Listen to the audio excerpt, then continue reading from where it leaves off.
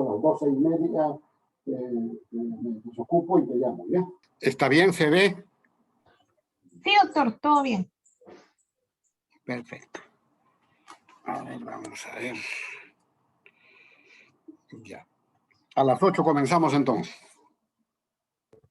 Ok, doctor, faltan Faltan 3 minutos. Ajá.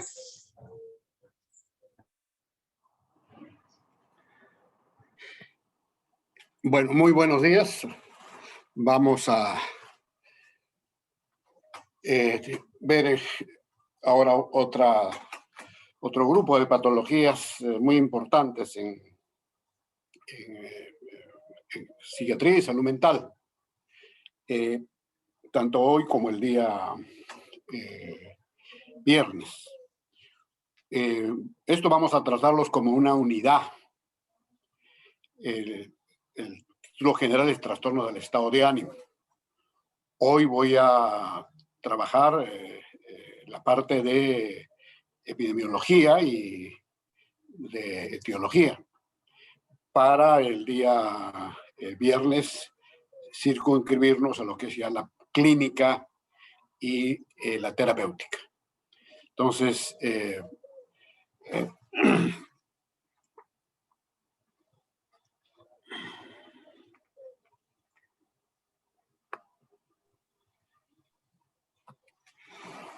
lo primero que quiero transmitirles es que en realidad esto no es un grupo de trastornos nuevo. Es tan antiguo como la humanidad. Ya griegos, los romanos hablaban de la llamada melancolía. Y su estudio ya más sistemático, evidentemente, es en el último siglo, ¿no? En el siglo XX y siglo XXI. Lo que ocurre es que estos trastornos han sido denominados de diversas maneras. Solo si nos referimos a las 3 últimas clasificaciones, los términos que se usaron fueron de psicosis afectivas, trastornos del afecto y ahora se denominan trastornos del estado de ánimo. En el C8 se llamaba pues psicosis afectivas, ¿no? Se englobaban allí toda una serie de trastornos que la gran parte de ellas no eran psicóticas y por eso mismo en la siguiente clasificación se corrige y se les denomina trastornos del afecto.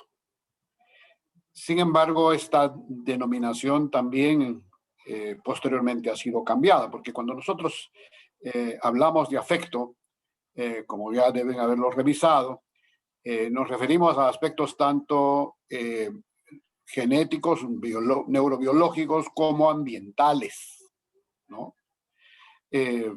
Otras palabras, aquellas expresiones de nuestra conducta que ya están teñidas por la experiencia, que están teñidas por el proceso de socialización.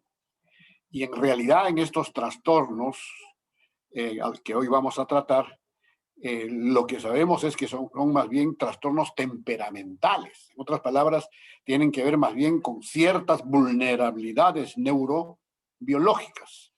Y estas tienen que ver con oscilaciones del estado de ánimo. Por eso una mejor denominación es la de trastorno del estado de ánimo o trastorno del humor. ¿Por qué se caracterizan? Yo diría 2 cosas básicas, ¿no? Primero, respecto a la sintomatología fundamental que caracteriza estos trastornos, hay 2. La primera, que es la que le da su denominación, y es que en ellas hay un cambio en el estado de ánimo.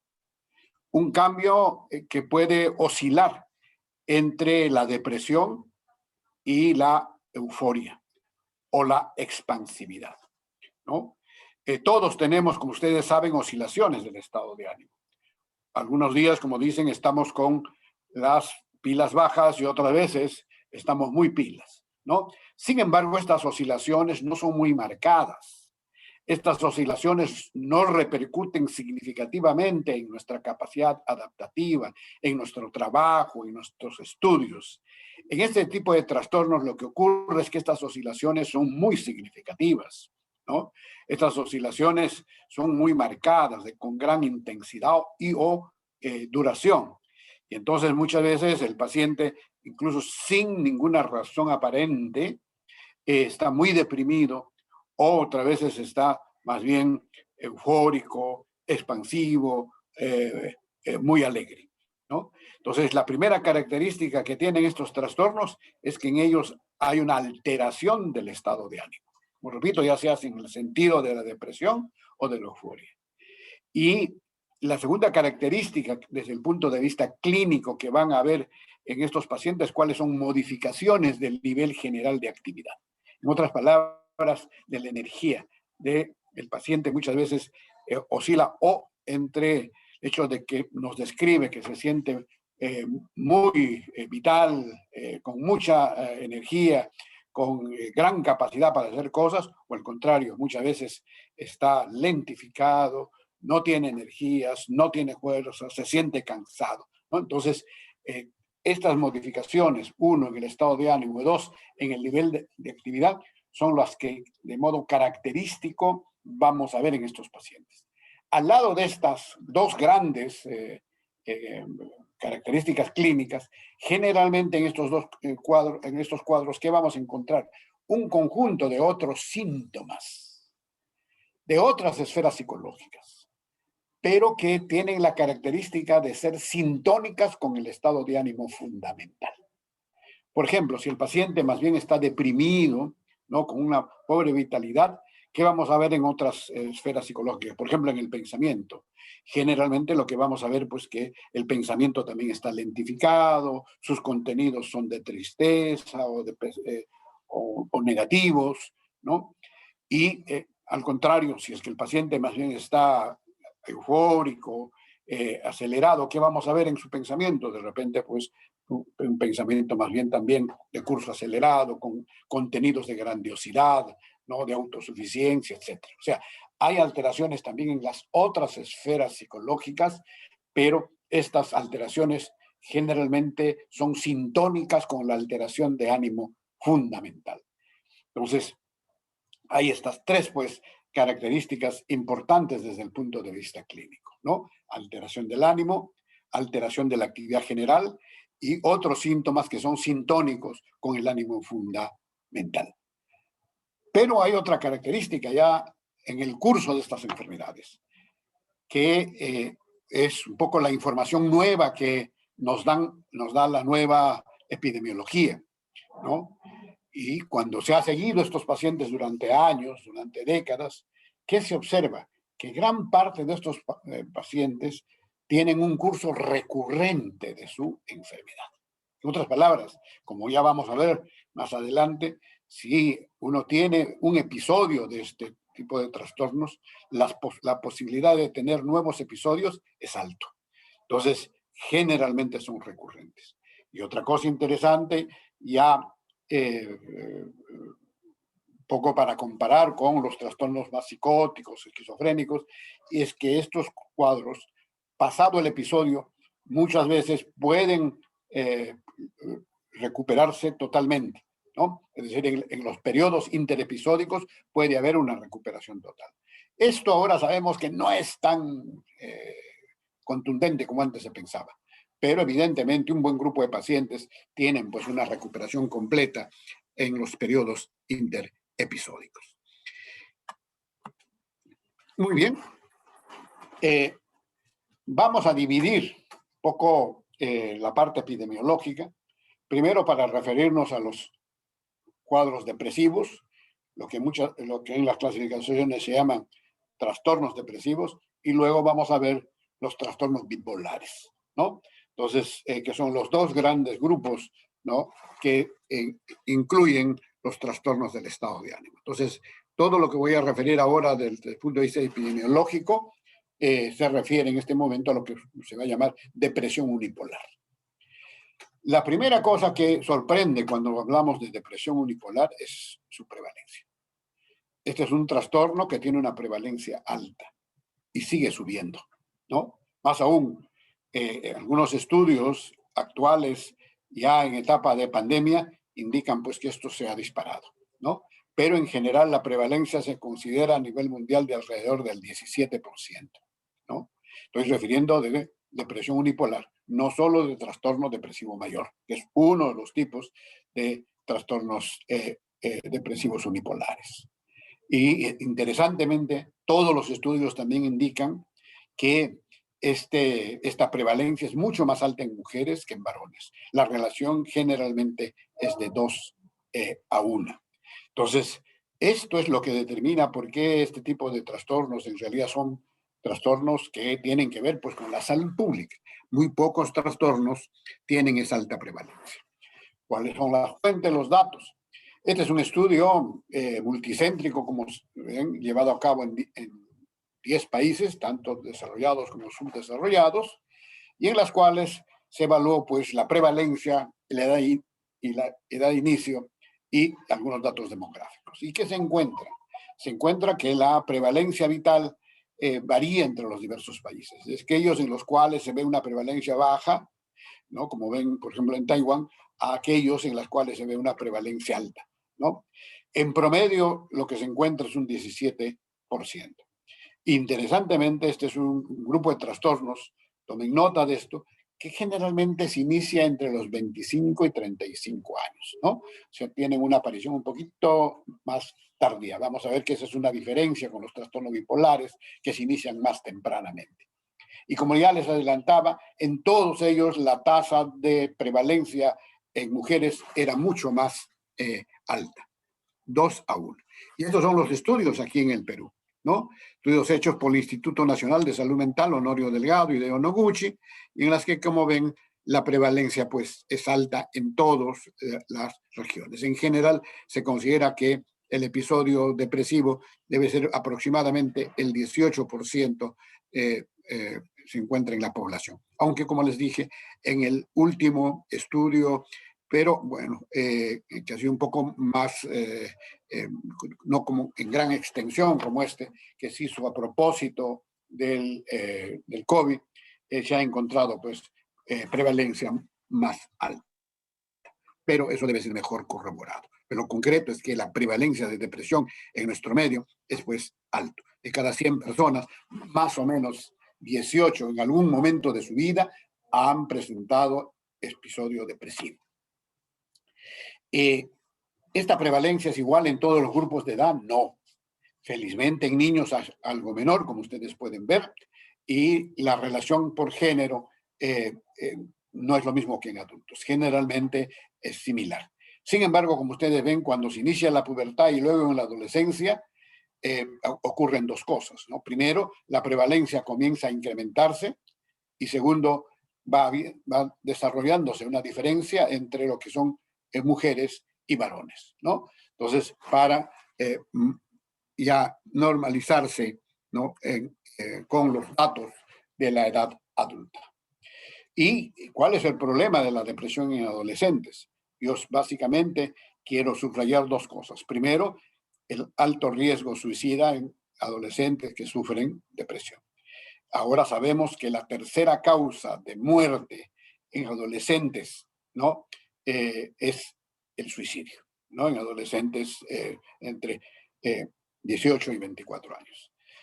Y el segundo es que generalmente esto repercute en un peor funcionamiento social. Generalmente hay una baja en su rendimiento académico, hay una disminución de su actividad social, etc. Entonces esto repercute. ¿Y qué pasa más bien en personas de la tercera edad? Esto depende de la calidad de vida de la persona. Si la persona de tercera edad vive con su familia, no tiene un soporte adecuado, la prevalencia es similar que en los adultos, ¿no? Pero si el anciano tiene poco apoyo social o vive en asilos o están con cuidados de enfermería, la prevalencia de depresión se duplica. Como ven, puede llegar al 30%. Y al lado de eso hay otros problemas con la depresión del adulto. La primera es que las tasas de mortalidad se incrementan, ¿no? Ya, si uno compara población depresiva con población general, las tasas de mortalidad son mayores en personas que sufren de depresión. Y no solo por suicidio, sino por causas médicas. ¿Por qué? Porque también en estas enfermedades hay una alta comorbilidad, ¿no? La depresión cursa, pues, otras veces con diabetes, cursa con infecciones, etcétera. Es mucho más alto que en la población general. Igualmente, el riesgo suicida se incrementa y ocurre una cosa interesante, y es que muchas veces la depresión puede dar la apariencia de demencia, ¿no? Entonces, lo que muchos llaman la pseudodemencia depresiva, ¿no? Comienza a haber un deterioro en su capacidad cognitiva, que en la medida en la que actuemos tempranamente puede mejorar y normalizarse. Muy bien. Una segunda cosa que queremos referir fuera de su prevalencia en depresión unipolar es que generalmente estos trastornos tienden a ser crónicos, recurrentes y discapacitantes. Veamos cada una de estas características. La primera es que aproximadamente 1/3 de todas las depresiones tienen un curso crónico. ¿Qué significa que tengan un curso crónico? Significa que tienen 2 o más años de enfermedad. Nosotros llamamos depresión crónica cuando esta tiene una evolución de 2 o más años. Y cuanto más crónica es la depresión, hay una serie de riesgos. La primera es que es más difícil de tratar. Muchos de los denominados trastornos depresivos resistentes al tratamiento están en este grupo y cursa con más altas tasas de comorbilidad y evidentemente el riesgo suicida se incrementa. Este es un estudio del Instituto Nacional de Salud Mental de los Estados Unidos. Ellos estudiaron a un grupo de pacientes durante 12 años con evaluaciones semanales, ¿no? Todos estos pacientes estaban con medicación, acudían a sus controles. ¿Y qué encontraron? Encontraron que había síntomas depresivos en el 59% de las semanas. En otras palabras, casi en el 60% de las semanas, más de 6 años, ¿no? Estaban deprimidos. Esto evidentemente implica que hay un curso crónico en muchos trastornos depresivos. En general, lo que se plantea es que si uno se deprime, ¿no? Y no hay tratamiento, ¿no? ¿Qué pasa más o menos al año? 40% de los pacientes aproximadamente permanecen deprimidos, un 20% pueden mejorar, pueden haber una recuperación parcial y un 40% pueden recuperarse. El problema es que no sabemos quiénes pueden hacer esto. Y entonces por eso es muy importante la detección temprana y el tratamiento oportuno. También hemos dicho que no solamente las depresiones tienden a ser crónicas, sino tienden a ser recurrentes. ¿Cuál es el riesgo de recurrencia? El riesgo de recurrencia, como ustedes pueden ver, es alto, ¿no? Si uno ha tenido un episodio depresivo, la posibilidad de tener un nuevo episodio es del 50%. Si uno tiene 2 episodios, ya no es 50%. Hay 70% de posibilidades de que yo vuelva a recaer. Y si yo tengo 3 o más episodios, el riesgo de recurrencia es del 90%. Entonces, como vamos viendo ya, cuanto mayor número de episodios, mayor posibilidades de que vuelva a recaer. ¿Y cuál es el problema de las recurrencias? El problema de las recurrencias es primero que van ocurriendo más prontamente. Si de repente entre el primer y segundo episodio pues hubo un periodo de 5 años, ¿no? En las cuales el paciente estuvo bien, probablemente entre el segundo y el tercero de repente pues, será 3 años, entre el tercero y el cuarto será pues 1 año y así por el estilo. Ocurren más prontamente. Lo otro es que generalmente cada episodio comienza a tener una mayor duración y 1/3 de estos terminan haciendo depresión crónica. Tercero, son más severos en su sintomatología, ¿no? Y por último, cada vez responden menos al tratamiento. Por eso ahora el énfasis ya no está tanto en el hecho de tratar el episodio depresivo. Por supuesto que hay que tratar bien, ¿no? Pero hay que preocuparse además de que el paciente no vuelva a recurrir. Y para eso, ¿qué se necesita? Los denominados, como veremos, tratamientos profilácticos, o tratamientos que eviten que el paciente vuelva a recaer. Hemos dicho también que esta es una enfermedad discapacitante, ¿no? Y este es un estudio hecho por la Organización Mundial de la Salud, ¿no? Se evaluó a un grupo de pacientes y se le aplicó una escala de discapacidad, la llamada escala de discapacidad de Shiga, que evalúa cómo el paciente pues, se viene desempeñando en la vida social, en el trabajo, en los estudios, en la familia, etc. ¿Y qué se encontró? Se encontró que el 87% de los pacientes informó deterioro funcional global de moderado a muy severo, ¿no? En otras palabras, no es cualquier deterioro. Mucha gente deja de trabajar o su rendimiento pues baja enormemente, abandonan los estudios o comienzan a tener pues, problemas de repitencias, problemas en su rendimiento académico, en su vida social, etc. Entonces, cuidado, pues, la depresión genera deterioro funcional, afecta nuestra funcionalidad, nuestra capacidad adaptativa.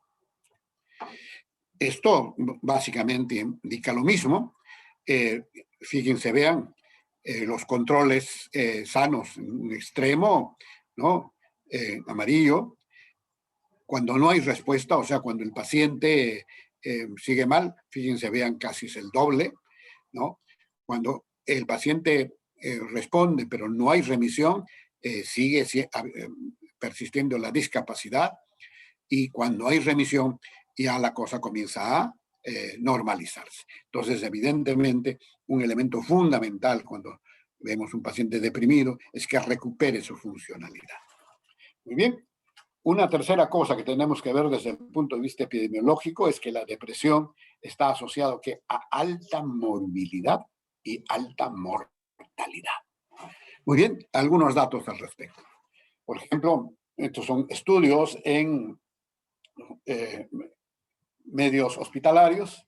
¿Y qué se encuentra? Que generalmente la depresión, la prevalencia de depresión se duplica o triplica en pacientes crónicos, ¿no? En pacientes geriátricos, en pacientes oncológicos, en pacientes neurológicos o cardiópatas, ¿no? En ellos, en la prevalencia de depresión se incrementa. Por eso es que decimos que estos pacientes con patologías crónicas generalmente son una población más vulnerable, con muy alto riesgo para depresión. Entonces, y muchas veces esto, ¿en qué afecta? Afecta en que muchas veces oscurece el diagnóstico, otras veces dificulta el tratamiento de sus respectivas patologías. ¿Por qué? Porque no pensamos que el paciente está deprimido. ¿Por qué no mejora tanto? ¿Por qué el paciente se sigue quejando? Etcétera. Muchas veces detrás de eso lo que hay es depresión. Este es otro estudio, ¿no? Aquí ya no hablamos solamente de depresión unipolar, sino de depresión mayor, que es uno de los tipos, ¿no? Igual en población general, en enfermos crónicos, y fíjense, vean, en ancianos hospitalizados, en pacientes oncológicos, con accidentes cerebrovasculares o con infarto, etcétera, o Parkinson, en todos ellos vean cómo entre se duplica y se triplica el riesgo de presentar depresión. Entonces, por eso decimos, tiene más alta morbilidad. Pero este es otro estudio interesante, fíjense, vean, cómo la depresión incluso incrementa el riesgo de mortalidad cardíaca. En el lado izquierdo de la lámina se ven, por ejemplo, sujetos sin enfermedad cardíaca, ¿no? Entonces, la primera columna, gente que no tiene depresión, como ven, gente con depresión menor, ya hay un 50% más, ¿no? De riesgo de mortalidad. Y fíjense, vea, cuando esa depresión se hace más intensa, casi se cuadruplica el riesgo de mortalidad cardíaca. Y igual sucede en sujetos con antecedentes de enfermedad cardíaca, ¿no? Entonces, hay que tener mucho cuidado en nuestros pacientes con diversas patologías crónicas. Este es un estudio hecho, por ejemplo, por la Organización Mundial de la Salud. Se aplicó la famosa encuesta de salud, que indica pues hasta qué punto nuestra las enfermedades que padecemos afectan nuestro funcionamiento en la sociedad, ¿no? En general, en los trastornos agudos, generalmente no afecta más allá del 10%, ¿no? Esta es una escala, como ven, que va del 0 al 100, ¿no? Cuanto más me acerco al 100, estoy óptimo. Cuanto más me acerco al 0, evidentemente hay peor resultado, ¿no? Y entonces, ¿qué observan ustedes? Aquí se está comparando depresión con otras enfermedades crónicas. En el lado izquierdo, como ven, el 1 dice asma, ¿no? Y angina de pecho, 80, artritis, 79, ¿no? Diabetes, 79, y fíjense, vean, depresión, 73. Cuando se compara con estas enfermedades crónicas, la depresión tiene un menor puntaje. Pero hemos dicho que la depresión muchas veces cursa pues con otras enfermedades médicas. Hay una alta comorbilidad. Y cuando hay comorbilidad, fíjense cómo baja aún más, ¿no? Fíjense en la comorbilidad entre depresión y diabetes, ¿no? Baja hasta 59. Entonces, la depresión pues impacta en los puntajes de salud, ¿no? Más que otros trastornos crónicos. O cuando cursa con otros estados crónicos, esta afectación es aún mayor. Pero la depresión también mata, que genera mortalidad. ¿Y cuál es la principal causa de mortalidad? Evidentemente el suicidio, ¿no? En una enfermedad que puede tratarse, que ahora tiene pues tratamientos bastante eficaces, ¿no? ¿Cuál es el riesgo suicida en pacientes con depresión unipolar? Aproximadamente 10 al 15% de los pacientes se suicidan, ¿no? Una tasa muy alta. Pero al mismo tiempo, hay que remarcar que la principal causa de suicidio, ¿no? En general es la depresión, ¿no? No digo que solo la depresión sea la causa de suicidio, pero es la principal. Aproximadamente 60 a 75% de todos los suicidios tienen como causa la depresión. Aparte de eso, como veremos, hay en esquizofrenia y en otra serie de trastornos, ¿no? Pero la principal causa es la depresión. Ahora, por cada intento suicida, ¿no? Por cada suicidio hay 20 intentos suicidas, ¿no? O sea, los intentos suicidas son incluso mucho más frecuentes. ¿Quiénes intentan suicidarse más? Evidentemente las mujeres, con una tasa de 3 a 1. ¿Quiénes se suicidan más? Los hombres, con una relación de 4 a 1.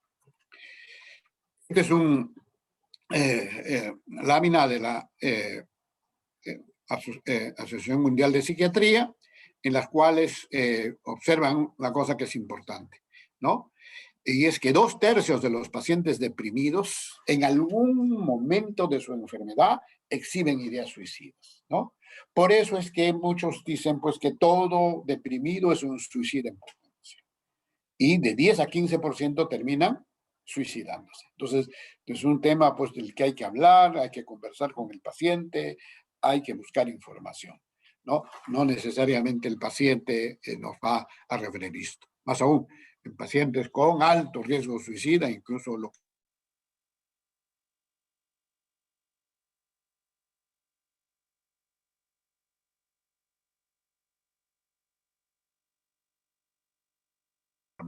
realmente la de costos indirectos y directos, ¿no?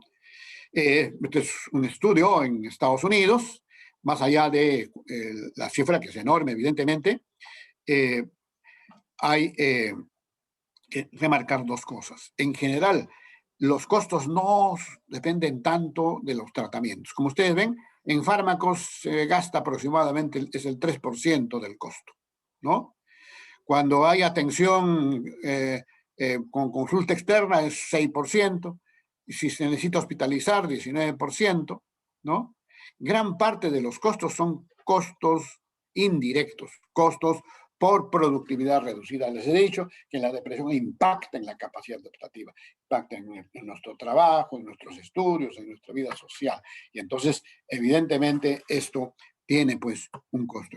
Entonces, aquí de algún modo estamos resumiendo, solo el 28% de los costos en depresión se deben a qué? Se deben a costos directos, medicación, pago de médicos, hospitalización, consulta, etc. Y finalmente, desde el punto de vista epidemiológico, otra cosa a remarcar es que ya en la actualidad, ¿no?, la depresión es la segunda causa de discapacidad en el mundo. Y en el caso del Perú es la primera causa. La primera causa de carga de enfermedad, como ustedes saben, en el Perú son los trastornos neuropsiquiátricos. Y dentro de los trastornos neuropsiquiátricos, en primer lugar está la depresión. Entonces, anteriormente era era la cuarta causa y en la actualidad ya es la segunda causa de discapacidad. Muy bien, hasta aquí depresión unipolar. Veamos ahora el trastorno bipolar, ¿no? ¿Cuál es la prevalencia de trastorno bipolar? Como ven ustedes, es bastante más bajo. Se calcula entre 1 a 2.5% de prevalencia. Y la prevalencia en general es similar en hombres y mujeres. Sin embargo, algunos plantean que esta prevalencia sería un poco mayor cuando se habla pues de los trastornos del espectro bipolar, ¿no? Y algunos pueden plantear que puede llegar incluso hasta el 6-7%. Pero más o menos esta es la prevalencia. Hay varios tipos de trastorno bipolar, como vamos a ver. El más clásico es el trastorno bipolar 1, manías y depresión. ¿Cuál es la prevalencia de vida en esto? Es el 1%. Es similar en ambos sexos. Una cosa interesante es que en general estos pacientes presentan pues más o menos en promedio 4 episodios en 10 años sin litio. Y hay un grupo pequeño de 5 a 15 que presentan pues lo que vamos a llamar pacientes con curso muy difícil, 4 o más episodios al año, ¿no? Trastorno bipolar 2, en las cuales lo que predomina es básicamente depresión, su prevalencia de vida se calcula en 0.5%. Este es mayor en mujeres y algunos pueden terminar haciendo trastorno bipolar 1. Uno puede pasar de bipolar 2 a bipolar 1, pero el tránsito de bipolar 2 a bipolar 1 no se puede. Por último, tenemos el trastorno ciclotímico, tiene una prevalencia del 1% y es mayor en varones. Entonces vemos pues que hay un compromiso del trastorno bipolar y el género. Hemos dicho de modo general, de modo global, la prevalencia es similar en hombres y mujeres. Sin embargo, es mayor en mujeres en el trastorno bipolar 2. Pero también una de las cosas que sabemos es que las mujeres sufren de más episodios depresivos, primero. Segundo, las mujeres sufren más episodios mixtos. Y tercero, las mujeres sufren más ciclado rápido que los hombres, ¿no? Igualmente, en mujeres es mucho más frecuente manifestaciones atípicas. Entonces, estos datos, pues en relación a género, hay que tenerlos siempre presentes. De modo global, si uno ve todo el espectro bipolar, la prevalencia entre hombres y mujeres parece ser similar. Sin embargo, si uno ya va a datos más específicos, el bipolar 2 es mayor en mujeres. Los episodios depresivos son más frecuentes en mujeres que en varones. Los episodios mixtos son más frecuentes en mujeres que en varones. El ciclado rápido, ¿no? 4 o más episodios en un año es más frecuente en mujeres que en varones. Y las manifestaciones atípicas, como veremos luego, también son mucho más frecuentes en mujeres. Otra característica del trastorno bipolar es que es una enfermedad que se inicia más tempranamente que los cuadros unipolares, ¿no? Los unipolares hemos visto de los 25 para adelante. En el caso de la enfermedad bipolar, generalmente su inicio es más temprano. Se inicia en la mayor parte de las veces entre los 15 y los 24 años de edad. El gran problema, ¿cuál es el diagnóstico? Generalmente el diagnóstico correcto demora. Más o menos pasan de 5 a 10 años antes que se haga el diagnóstico correcto, ¿no? Entonces, respecto a la edad de inicio, como ven, sobre todo de los 15 a los 24 años, la mayor frecuencia de inicio puede darse después también, evidentemente. Segundo, les dije, esta es una enfermedad que, si bien es cierto, se inicia tempranamente, El problema es que demoramos en diagnosticar. El 70% de los pacientes no son diagnosticados de modo correcto, ¿no? El promedio de tiempo entre el primer contacto con los profesionales de salud y el diagnóstico es de 8 a 10 años. Más aún, se calcula que 40% de pacientes con trastorno bipolar nunca reciben tratamiento. Entonces, este es un trastorno, pues, no reconocido e infradiagnosticado, ¿no? Aquí dos estudios de Lish y Hirschfeld, ambos en Norteamérica, y encontraron, pues, mal diagnóstico al inicio, como ven, 73 y 69% respectivamente, alto, ¿no? Mal diagnóstico como depresión unipolar, 44 y 60%, ¿no? Entonces, ¿con quién más nos equivocamos? Con la depresión unipolar, ¿no? Un tercio de los pacientes no recibieron un diagnóstico correcto por lo menos 10 años desde la primera vez que buscaron atención médica en ambos estudios, ¿no? Entonces, enfermedad, pues, que si bien es cierto, se inicia tempranamente, sin embargo, demoramos en hacer el diagnóstico correcto. Muy bien, al igual que la depresión unipolar, el trastorno bipolar también tiene tasas más altas de mortalidad, morbilidad y discapacidad. Este es un estudio del Banco Mundial que indica que si uno tiene trastorno bipolar, ¿no?, y no recibe tratamiento, hay una reducción de 9 años en su expectativa de vida, en su esperanza de vida. Se mueren más tempranamente. Segundo, se incrementa el riesgo suicida. Y tercero, hay una pérdida de 14 años de trabajo productivo. Y hemos visto cuál es el impacto en la carga de enfermedad, ¿no? En la población que recibe tratamiento, fíjense, vean, si el paciente recibe tratamiento, la expectativa de vida se incrementa en 6.5 años. Claro, no se logra recuperar los 9 años, pero sí se recupera significativamente. Disminuye el riesgo suicida y el trabajo productivo se incrementa en 10 años, ¿no? Entonces es clave, pues, el tratamiento. Las tasas de mortalidad en pacientes, hemos dicho, con trastorno bipolar son altas. ¿Y cuál es la principal causa? La principal causa, evidentemente, es el suicidio.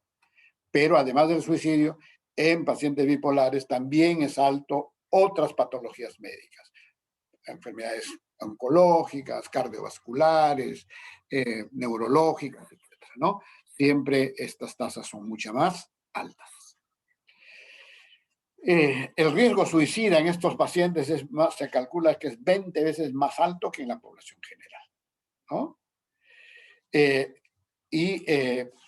Pacientes con intentos suicidas generalmente experimentan un más severo y complejo curso de la enfermedad. Son los pacientes otras veces más difíciles. Y luego, esperanzador, la farmacoterapia reduce considerablemente el riesgo suicida. Hay estudios claros con evidencia de cómo el litio, por ejemplo, el conjunto de litio, reduce, pues, significativamente el riesgo suicida. Por eso lo consideramos un profiláctico para reducción del riesgo suicida, ¿no? Y evidentemente es una enfermedad discapacitante, ¿no? Afecta, pues, el trabajo, en los estudios, en la vida social, y genera, pues, estigma. Actualmente se considera que es la 6ª causa de discapacidad en el mundo, ¿no? Claro, hemos visto ya depresión unipolar, 2ª causa de discapacidad en el mundo. Trastorno bipolar, 6ª causa de discapacidad en el mundo. Ustedes saben, hay 4 enfermedades psiquiátricas que están dentro de las 10 primeras causas de discapacidad en el mundo. Depresión, trastorno bipolar, consumo de alcohol y esquizofrenia. Muy bien, igual que hablábamos en el trastorno unipolar, el trastorno bipolar también tiene un curso crónico y recurrente, ¿no? Este es un estudio del Instituto Nacional de Salud Mental de los Estados Unidos. Siguieron un grupo de pacientes, fíjense, vea, por cerca de 13 años. ¿Y qué encontraron? Que los pacientes experimentaron síntomas casi durante la mitad del periodo de estudio, ¿no? Y generalmente cuando se evalúa el periodo en los cuales tienen síntomas, la mayor parte de ese periodo es por síntomas depresivos, ¿no? 67% de ese tiempo correspondido pues a depresión, ¿no? Esto podemos verlo mejor acá, el 50% son asintomáticos y el otro 50% con síntomas. Y generalmente lo que predomina son los síntomas depresivos. El riesgo de recurrencia. ¿Cuál es el riesgo de recurrencia en trastorno bipolar? Aproximadamente 75% por encima de los 5 años a pesar del tratamiento. Y al igual que en la unipolar, las recurrencias pues tienen un pronóstico mucho más sombrío, ¿no? Y igual que los cuadros unipolares, el trastorno bipolar también implica pues una carga económica alta para los países, ¿no? Hay 2 estudios, uno británico y otro norteamericano, y como pueden ver en ellos, las tasas, pues los costos son enormes, pero lo importante es que en todos ellos lo que se ve, pues, que lo que genera mayores costos son los costos indirectos, ¿no? Muy bien. Veamos ahora, pues, la etiología. En general vamos a dividir solo desde el punto de vista didáctico en 2 grandes causas, ¿no? Las neurobiológicas y las psicosociales. En general, en este tipo de trastornos, las causas más importantes son de naturaleza neurológica, ¿no? Sin embargo, también es importante tomar en cuenta las causas psicosociales. ¿Por qué? Porque pueden intervenir como precipitantes, pueden ensombrecer el curso, pueden dificultar el tratamiento. Entonces, vamos a ver entre los factores neurobiológicos, primero los genéticos, luego los neuroquímicos y finalmente los hormonales. ¿Qué nos dice la información genética? Los estudios nos generan evidencias que indican que tanto los trastornos bipolares como los unipolares, aquí vamos a ver ambos grupos de modo conjunto, tanto en bipolares como unipolares, hay evidencias pues que hay una vulnerabilidad de tipo familiar, ¿no? Sin embargo, al mismo tiempo, la información nos indica que genéticamente parecen ser muy heterogéneos. En otras palabras, no es que haya pues un gen de la bipolaridad, como veremos, ni un gen de la depresión unipolar, no. La cuestión genética influye. Hay factores de vulnerabilidad genética que hacen que podamos tener más riesgo de hacer depresión. Pero al mismo tiempo los estudios indican que esta vulnerabilidad es muy heterogénea. Genéticamente estos pacientes son muy heterogéneos. La prevalencia e incidencia de tanto de trastorno bipolar como unipolar es mayor en parientes en primer grado que en población general. O sea, cuando uno compara población general con familiares, evidentemente la tasa de depresión unipolar o bipolar es mayor en familiares. Más aún, lo que se ha observado es que este riesgo de hacer la enfermedad se incrementa conforme se incrementa el grado de consanguinidad, ¿no? De tal modo que en gemelos unicigóticos pues será mucho más alta. Algunos ejemplos, ¿no? Por ejemplo, si uno de los padres tiene trastorno bipolar, y esto resulta similar en los trastornos unipolares, ¿no? El riesgo del hijo es del 15 al 30%, pero si ambos padres presentan, este riesgo es mayor, ¿no? Es por encima del 50%. Igual en gemelos, en monocigóticos es mayor del 50%, en disigóticos entre el 15 y el 25%. Como pueden ver, evidentemente hay factores de vulnerabilidad, pero no es solo, pues tampoco genética, ¿no? Al lado de esto, incluso como ven en monocigóticos, es un poco más del 50%, o sea, hay otros factores que se añaden. Los estudios de adopción, por ejemplo, que indican que los hijos adoptivos de padres biológicos con trastorno del estado de ánimo presentan un riesgo del 38% frente a un 7% de los controles normales, ¿no? Entonces, Eso es importante de tener en cuenta.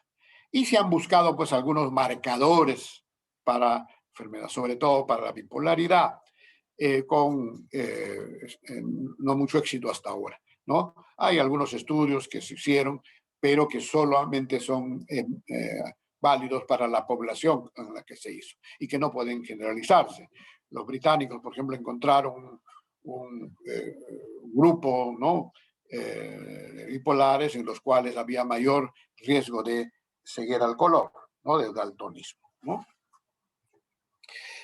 Lo que ahora se sabe sí es que en general parece que los trastornos psiquiátricos severos, entre ellos la esquizofrenia, el trastorno bipolar, ¿no?, trastorno autista, etcétera, parece que comparten una serie de genes. Aquí básicamente estamos viendo, la lámina no está muy bien, pero que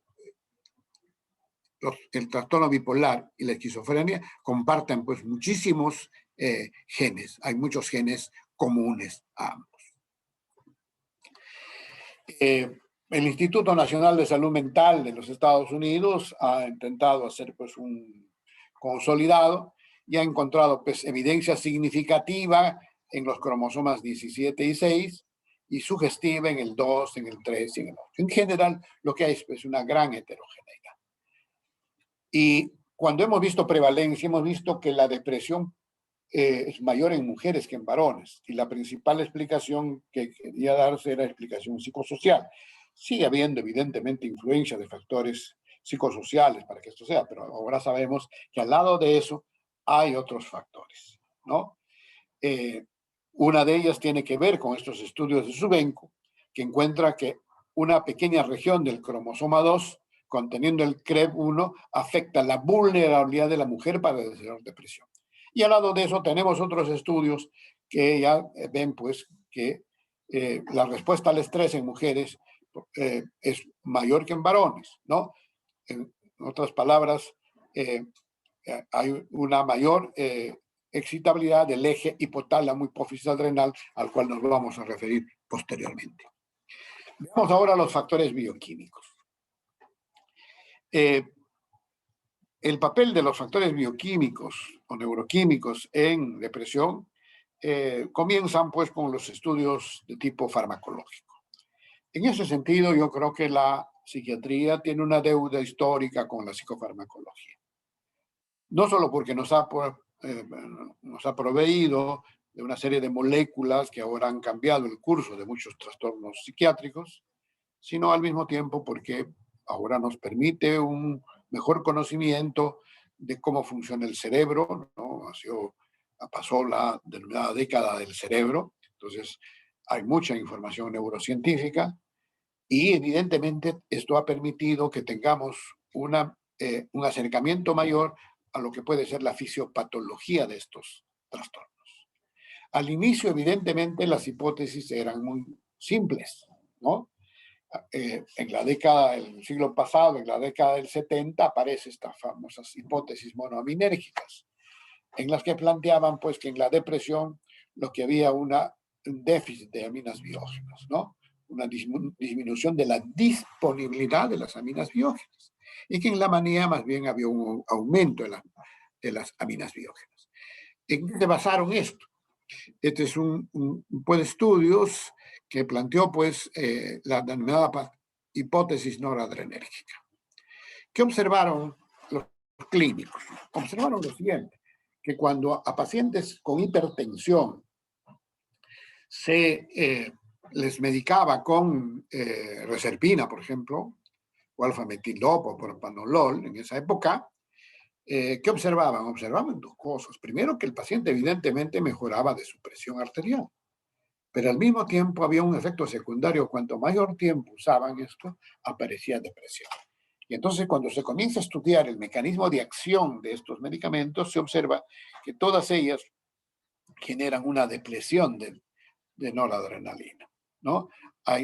Genera un déficit de noradrenalina, ¿no?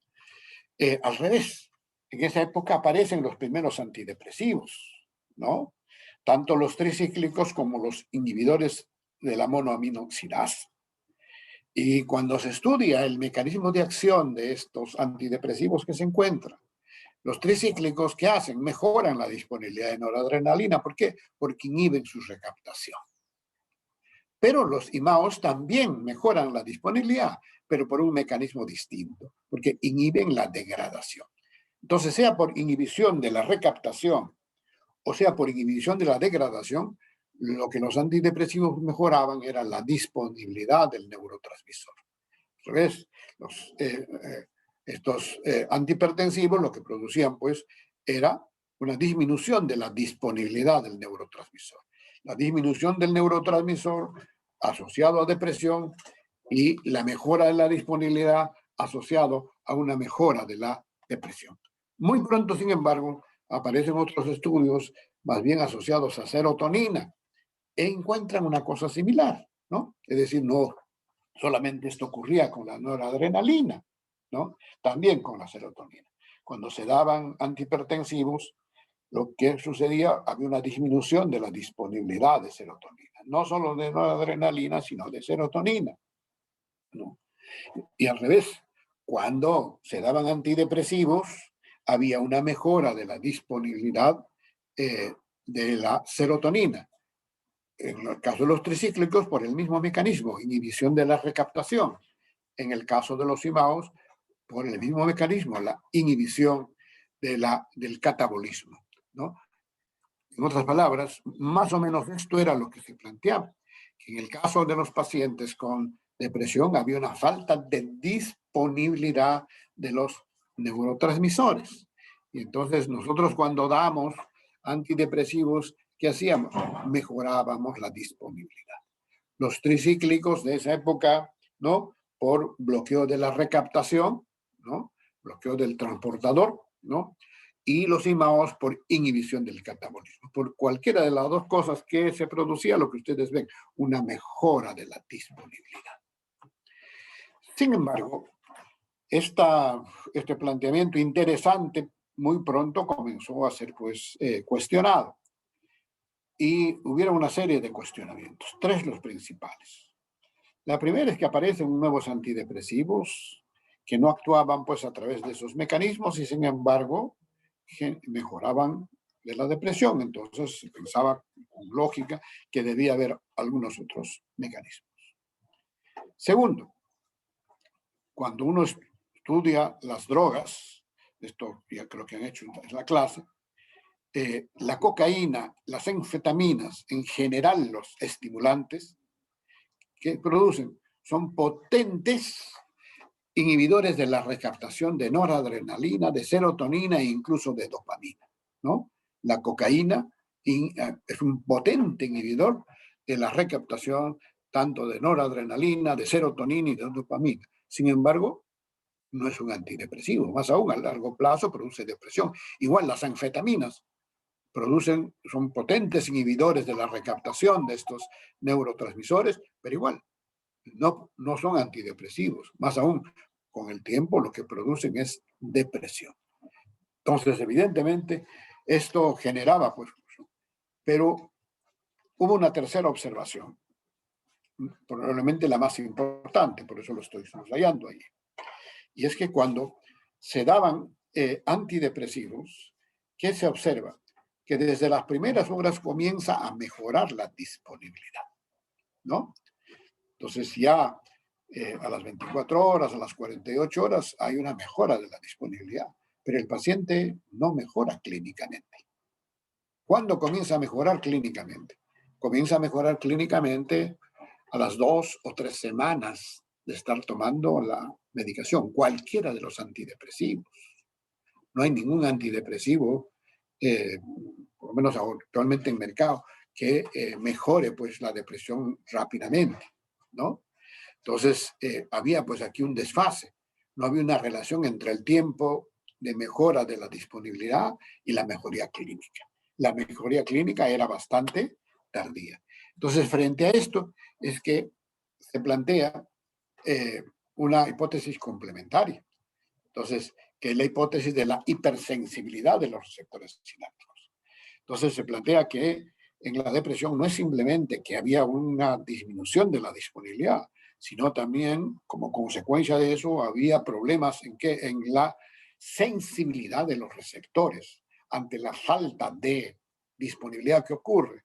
Homeostáticamente comienza pues a haber una mayor demanda, del neurotransmisor. Entonces eso se traduce desde el punto de vista fisiológico ¿en qué? En hipersensibilidad de los receptores sinápticos, ¿no?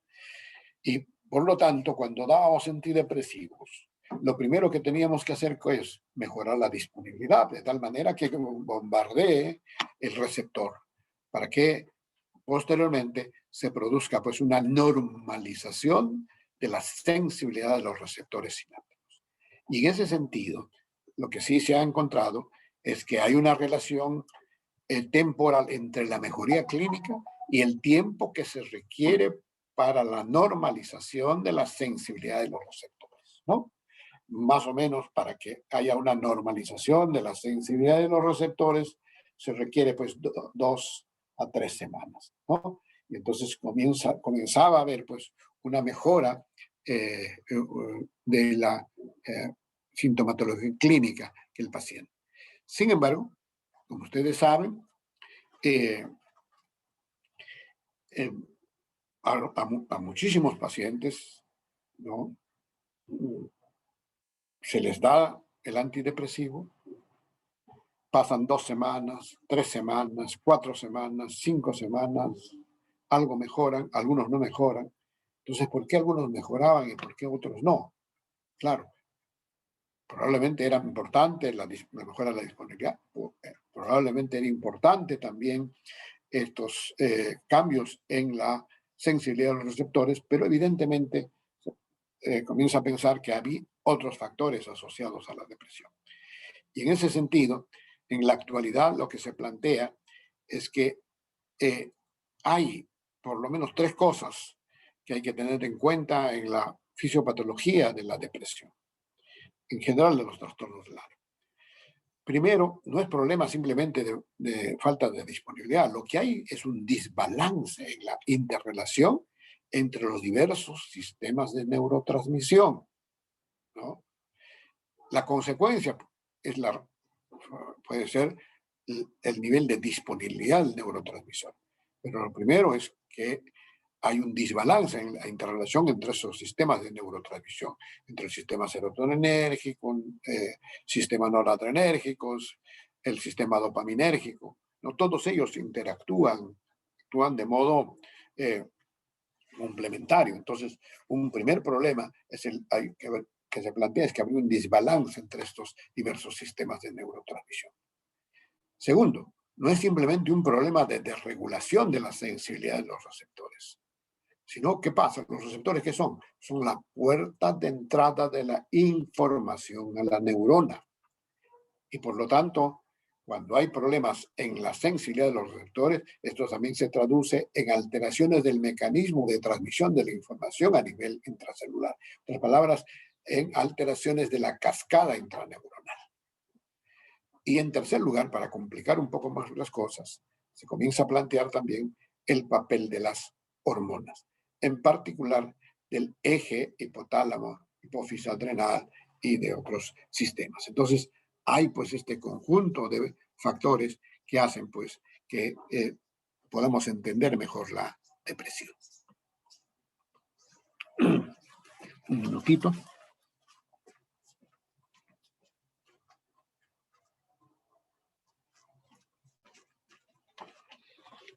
Hemos dicho que el primer factor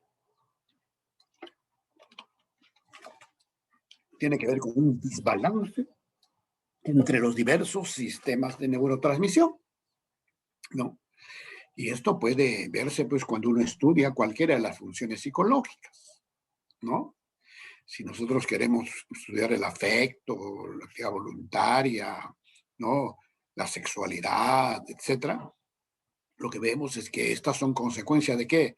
De la interacción de diversos sistemas de neurotransmisión, ¿no? La noradrenalina, la serotonina, la dopamina. Gran parte de estos neurotransmisores actúan de modo conjunto. Tienen algunos de ellos, evidentemente, funciones específicas, pero en la mayor parte de las veces lo que hacen es coordinar estas acciones, ¿no? Entonces, igual, cuando estudiamos nosotros los síntomas, la psicopatología, vamos a ver pues, que los síntomas son también consecuencia de ¿qué? De la interacción de diversos sistemas de neurotransmisión. Muy pocos síntomas son consecuencia de la acción de un solo neurotransmisor. Por ejemplo, la anedonia, claro, sí es consecuencia de la acción de la dopamina, pero gran parte de la ansiedad, los problemas asociados a las funciones instintivas, el sexo, el apetito, el sueño, etcétera, todas estas cosas son consecuencia de la interacción de diversos sistemas de neurotransmisión.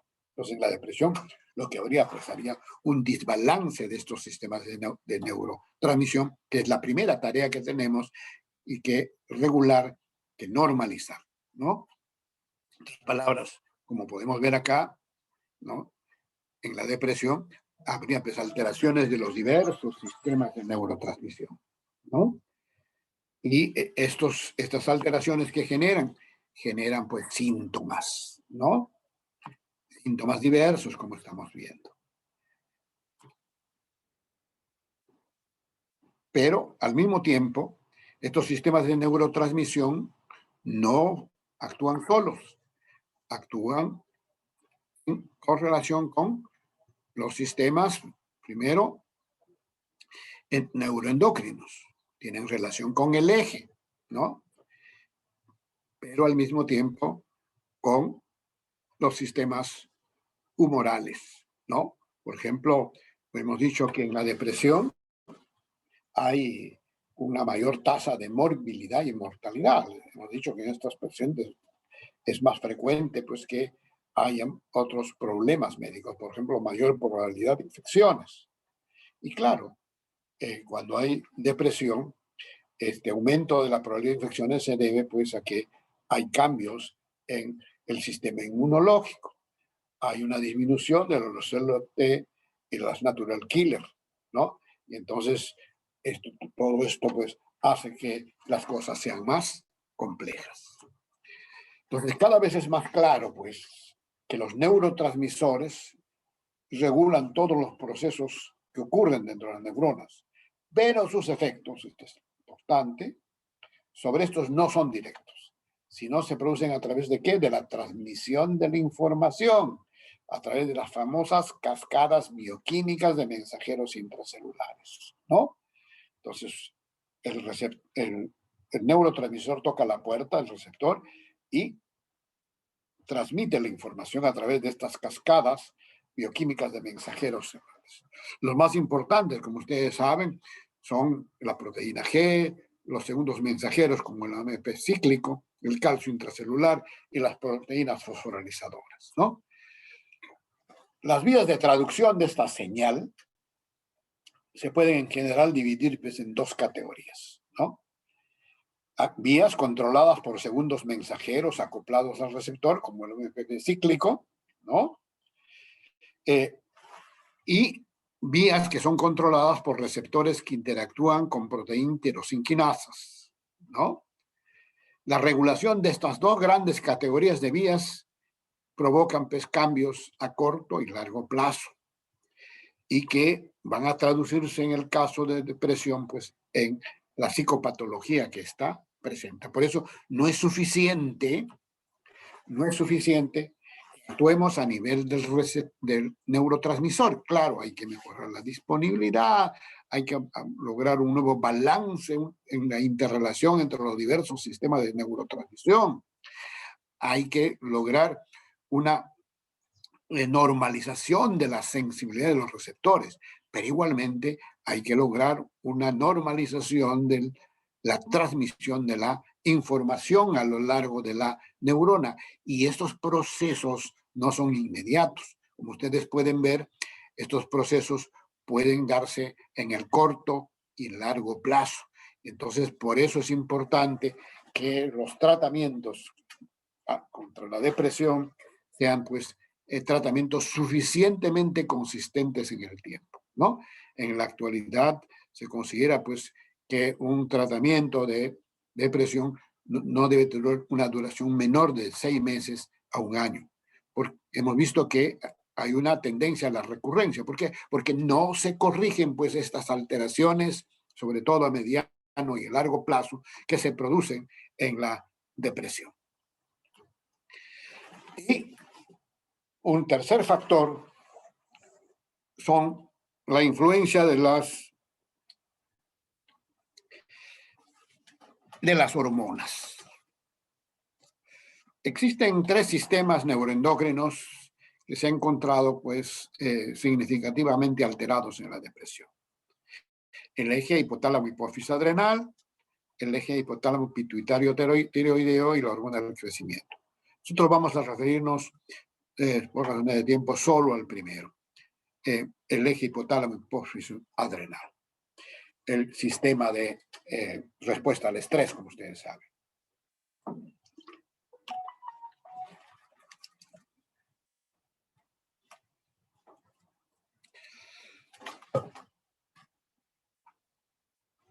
Muy bien. Como ustedes saben, cuando estamos expuestos a cualquier situación de estrés, y la ansiedad o la depresión son experiencias de estrés, actúa sobre el hipotálamo, y el hipotálamo, ¿qué hace? Segrega pues el CRH o CRF, ¿no?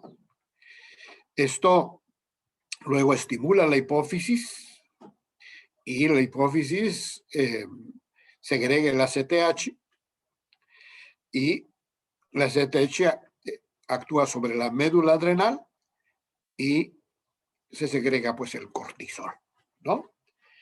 Y como sabemos, estos niveles de cortisol son controlados a través pues de un mecanismo de retroalimentación, ¿no? Que permite que esto se normalice, ¿no? Si hay mucho cortisol, entonces empieza a haber una inhibición de tal manera que se disminuya, si hay poco, se estimula, y así. Hay un proceso pues de retroalimentación que permite pues el control de los niveles de cortisol. ¿Cuáles son las funciones del cortisol? Como ustedes saben, el cortisol incrementa sobre todo la respuesta fisiológica al estrés. Y para eso nos ayuda sobre todo en 2 cosas, ¿no? Primero, provee de inmediato energía al organismo, ¿no? Para la acción, para la lucha, para la huida, etc. Y segundo, importante, mejora el nivel de alerta. ¿A través de qué? De la estimulación del sistema adrenérgico, ¿no? Entonces, estas son las 2 principales acciones en los mecanismos que tienen que ver como respuesta al estrés. Energía por un lado y alerta por otro lado, ¿no? Entonces, en ese sentido, cuando el cortisol actúa, pues nos ayuda. Pero cuando hay un exceso de producción de cortisol, ¿no? Cuando el cortisol es hipersecretado en forma crónica, que comienzan a producirse una serie de modificaciones en nuestro organismo. Y eso es lo que ocurre muchas veces en depresión u otras experiencias estresantes crónicas, ¿no? Ocurre cuando el cortisol comienza a ser hipersecretado a nivel de nuestro sistema nervioso. 2 cosas principales. Primero, se inhibe la neurogénesis. Como ustedes saben, antes se pensaba pues que ya las neuronas no se reproducían. Ahora sabemos que sí hay determinadas zonas del sistema nervioso en las cuales se produce neurogénesis, la corteza prefrontal, el hipocampo, etc., ¿no? Entonces, cuando los glucocorticoides aumentan de nivel, ¿qué ocurre? Inhiben la neurogénesis y, en segundo lugar, producen muerte neuronal rápida, ¿no? Tienen un efecto neurotóxico. Y eso puede traducirse incluso desde el punto de vista morfológico, ¿en qué? En una reducción del hipocampo, ¿no? Una disminución del tamaño del hipocampo. Específicamente a nivel del hipocampo, ¿qué ocurre con la elevación del cortisol? Produce atrofia reversible, reversible, felizmente, los procesos dendríticos y neurotoxicidad. Entonces, todo eso que genera una disminución del tamaño del hipocampo. Ustedes pueden ver aquí, es una comparación con los controles. Los pacientes con depresión exhibieron pues, menores volúmenes hipocámpicos, ¿no? Hay una disminución, como ustedes pueden ver, del nivel del hipocampo. Más aún, hay estudios que indican pues, que hay una correlación entre el volumen del hipocampo y la duración de la depresión no tratada. Cuanto más dura una depresión, cuanto más crónica se hace, el volumen del hipocampo va reduciéndose. Al revés, cuando hay tratamiento, cuando el paciente mejora, también va mejorando el nivel del volumen del hipocampo. Esta es otra imagen interesante, por ejemplo, en pacientes, el tamaño del hipocampo en pacientes remitidos y no remitidos, ¿no? Tanto en el hemisferio derecho como izquierdo. Como ustedes ven, cuando el paciente mejora, pero todavía quedan síntomas, el tamaño del hipocampo sigue siendo más pequeño, frente a pacientes que ya lograron una mejoría completa, ¿no? Yo les decía que la hiperactividad del eje no solamente se da pues, en el estrés común, sino en toda situación estresante, en toda experiencia estresante, y la depresión es una de ellas. Pero hay otras experiencias estresantes que también afectan el eje. Y una de ellas que está asociado con antecedentes de depresión es el hecho de las experiencias traumáticas en la infancia, ¿no? El abuso físico o sexual en la infancia también genera una hiperactividad del eje, ¿no? Con los mismos problemas que se observan en la depresión, ¿no? Esta hiperactividad del eje, ¿cómo se manifiesta? ¿Cómo podemos evaluarla, no? Podemos medir, por ejemplo, los niveles de cortisol en sangre, en la orina o en líquido cefalorraquídeo, y lo que vamos a encontrar pues, es un incremento de los niveles de cortisol. Hay una resistencia a la supresión de la dexametasona, hay una alteración en la respuesta a la supresión de dexametasona, es la prueba que comúnmente se hace, y una disminución del control de retroalimentación negativa pues, de los glucocorticoides. ¿Cómo estas alteraciones del eje pueden producir depresión? Esta es una hipótesis que se está planteando, ¿no? El hipocampo normalmente tiene un efecto inhibitorio sobre el eje.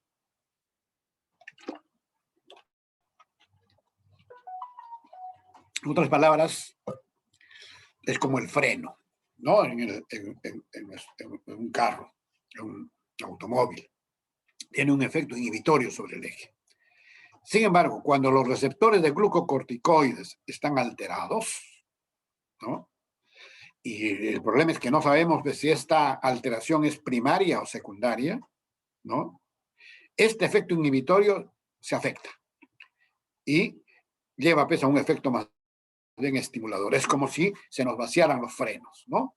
Entonces, se produce un efecto estimulatorio y esto lleva ¿qué? A una secreción persistente de cortisol, a un incremento de la secreción de cortisol. Y esto, como sabemos, ya está asociado a neurotoxicidad, reducción del volumen del hipocampo y y disminución de la o inhibición de la neurogénesis.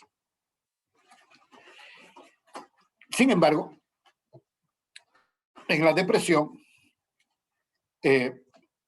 estas alteraciones morfológicas, neuroquímicas, no solamente son consecuencia de estas alteraciones del eje, ¿no?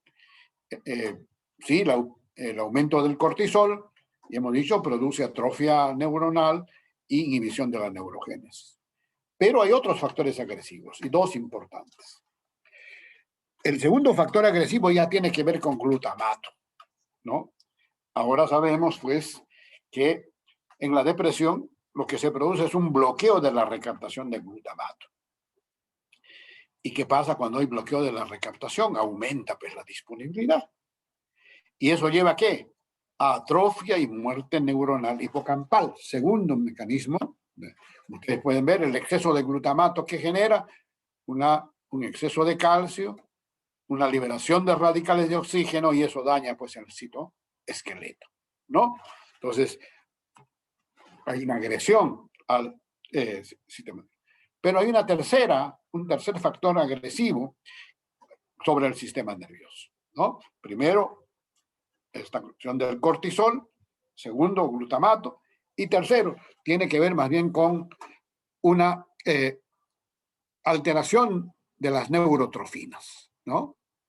El BDNF es una neurotrofina, como ustedes saben, que actúa protegiendo a las neuronas del estrés.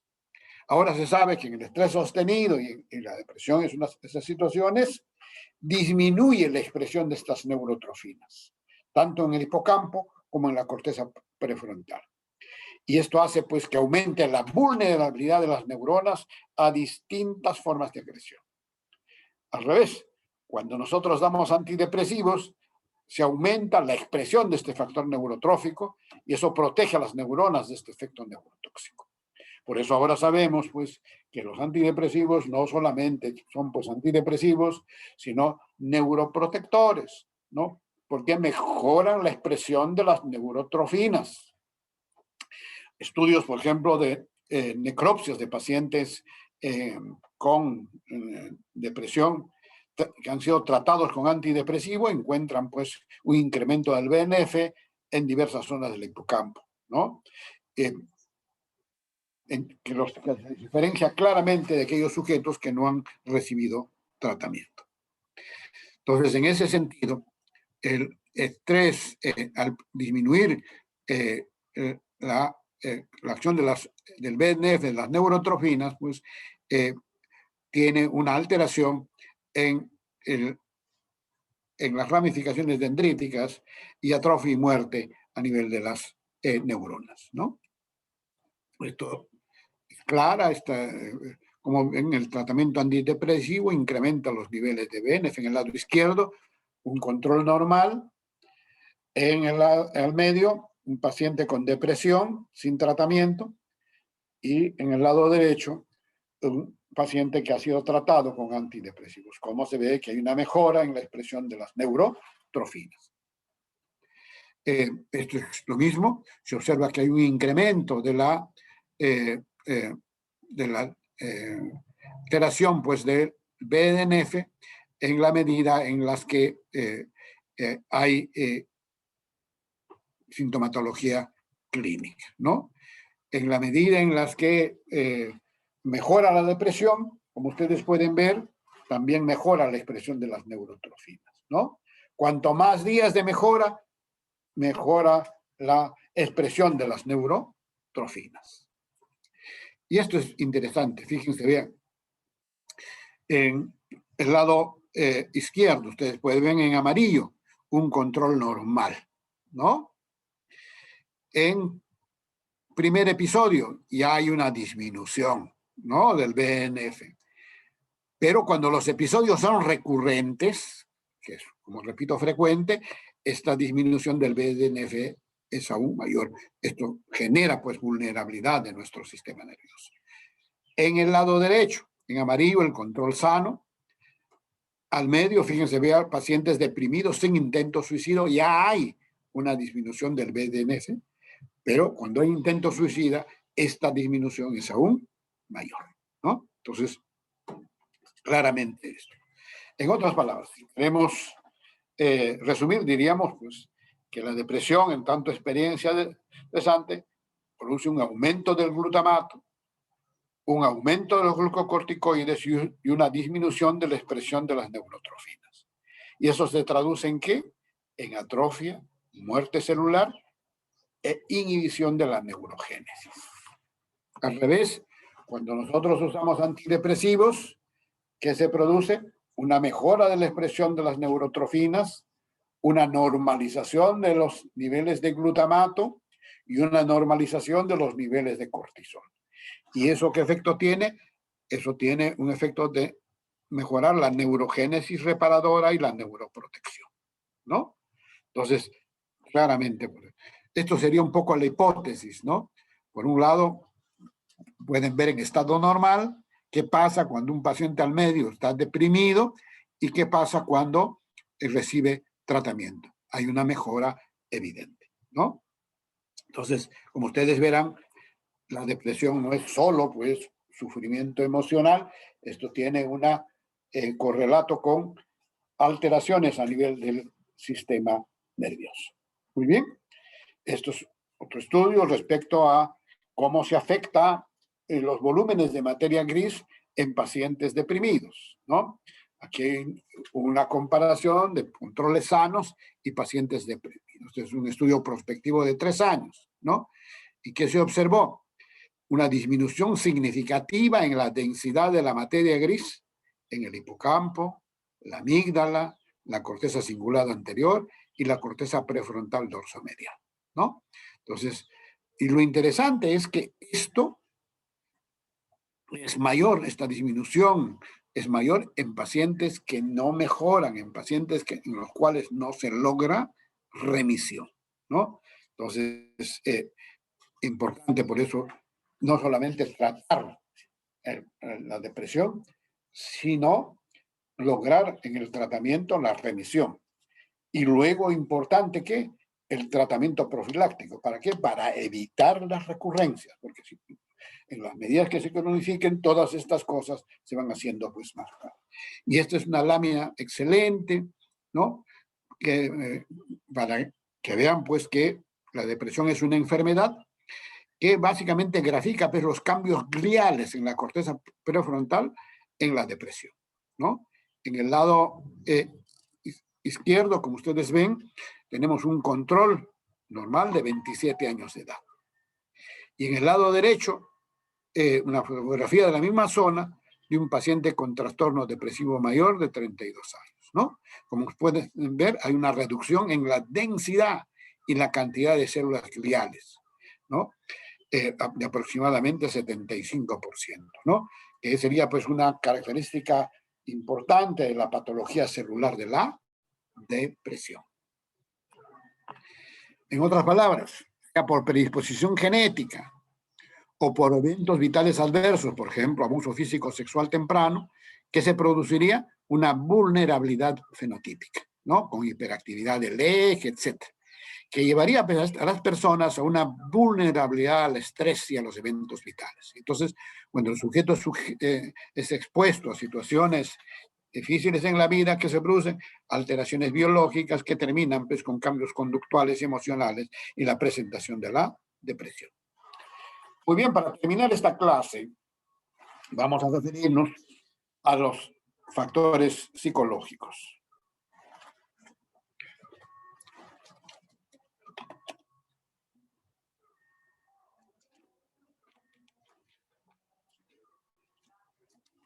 Estamos viendo los factores fundamentales, aparentemente, en los trastornos del afecto, tienen que ver pues con factores neurobiológicos. Sin embargo, al lado de esto hay que tener en cuenta la importancia de los factores psicológicos y sociales, ¿no? Porque pueden precipitar, pueden agravar, pueden cronificar, pueden tener un efecto muy importante en el tratamiento. Entonces, ¿qué factores se han encontrado que pueden estar asociados? Primero, ya hemos referido, los antecedentes de experiencias tempranas de abuso físico y sexual en la infancia, ¿no? Si uno compara población general y población con trastornos del estado de ánimo, vamos a ver pues que en esta población con patología del afecto, este tipo de antecedente es mucho más frecuente que en población general. Y cuando esto existe, generalmente estos cuadros tienden a cronificarse, son más de difícil tratamiento, entran en lo que muchos llaman pues, trastorno depresivo resistente al tratamiento. Hay que tener en cuenta este elemento. Se han intentado también buscar factores asociados a la personalidad. Y aquí los resultados son negativos, ¿no? No hay ningún tipo de personalidad que predisponga a la depresión. Puede darse en cualquier tipo de personalidad. En tercer lugar, está la denominada teoría de la desesperanza aprendida. Esta es una hipótesis de laboratorio, ¿no? se trabajó con animales de laboratorio, ¿no? Cómo evitar una experiencia aversiva, de repente pues que bajen una palanca o que toquen un botón para evitar la descarga eléctrica o la experiencia aversiva. Y una vez que hayan aprendido, se cambian las condiciones de del experimento. ¿Y qué se hace? Se hace de que que haga lo que haga el animal, la experiencia aversiva se da. Es decir, baje la palanca, igualito, la experiencia aversiva se presenta. Entonces, de repente puede ser una descarga eléctrica. Y entonces, ¿qué se comenzó a observar? Se comenzó a observar que al principio el animal luchaba para evitar la experiencia aversiva. Pero en la medida que esta se repetía, ya el animal no luchaba y se exponía pasivamente a la muerte, ¿no? Entonces, a partir de esto es que se crea esta famosa teoría de la desesperanza aprendida, en la cual se plantea que muchísima gente, ¿no?, que ha tenido experiencias muy negativas a lo largo de su vida, ¿no?, probablemente ya no tiene, pues, esperanzas, ¿no? Cree que el destino es así, ¿no? Muchos dicen el destino es así es la vida, ¿no? En realidad no es así, pues la vida. Algunas experiencias pueden ser desagradables, pero también hay experiencias positivas en todos. Entonces, sin embargo, cuando se interioriza eso, entonces esto puede llevar, pues, casi como a perder el partido sin salir a jugar, ¿no? Casi por mal comer. Uno cree que ya las cosas no tienen sentido, que ya no hay esperanza, que ya no hay futuro, ¿no? Sin embargo, eso no se ve, pues, en todos los pacientes deprimidos. Probablemente esta teoría es interesante en algunos tipos de pacientes deprimidos. Sin embargo, la teoría que ha tenido mejor efecto que ha tenido una mejor recepción es la denominada teoría cognitiva de la depresión. Está por un psiquiatra suizo, todavía vivo, Aaron Beck, ¿no? Aaron Beck, ¿qué hizo? Estudió a un grupo de pacientes deprimidos, los entrevistó y sometió sus respuestas a un procesamiento de